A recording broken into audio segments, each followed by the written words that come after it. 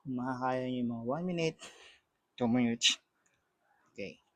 Ito lang. So, medyo nakatight yung core. Yan. Slant ng konti yung... Okay. So, single lang. Para hindi kayo masyadong malito. 10 reps.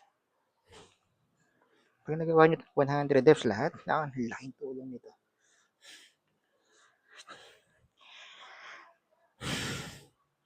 Yan. Good. Now, konting samahan nyo ng push-up. Pwedeng ganito yung push-up. Pwedeng naka-standing na push-up. Pwedeng nakaganyan. So, kung saan kayo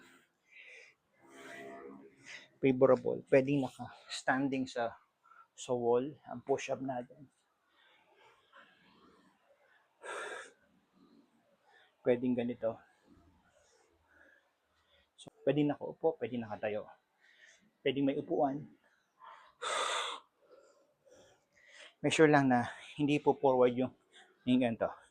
Yung puwet. Ang mahalaga dyan. Or, pwede kayong maupo.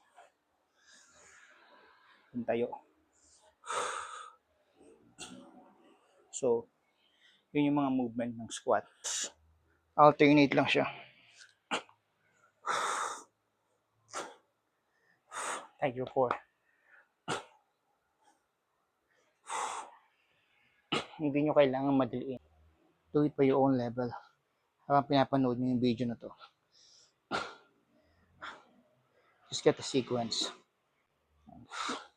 And after nyo na hold nito, then pwede kayo mag-pump ng 10. Squeeze mo yung butts mo.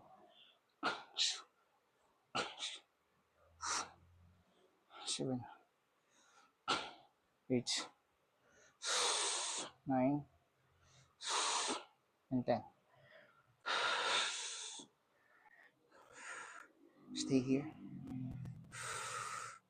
Pwede ka nakaganto. Depende kung gusto naka-lean, naka-straight. Ang tawag dito, 3 pose.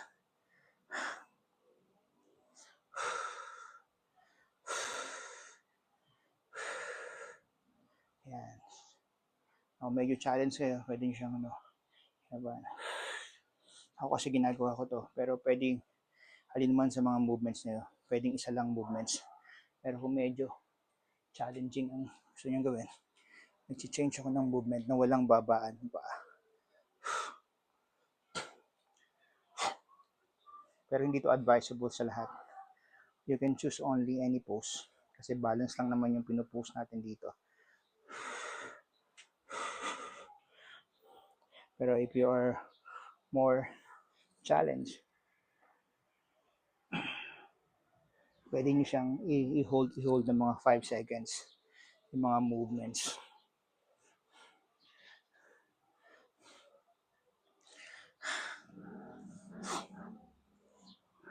Instead of one position. So, yan lang. Yan lang yung ginagawa ko. Tapos, i-stretch ko siya ganyan.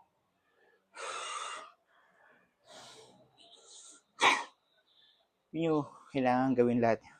Yung mga movement na pakikita ko. But you can choose your own.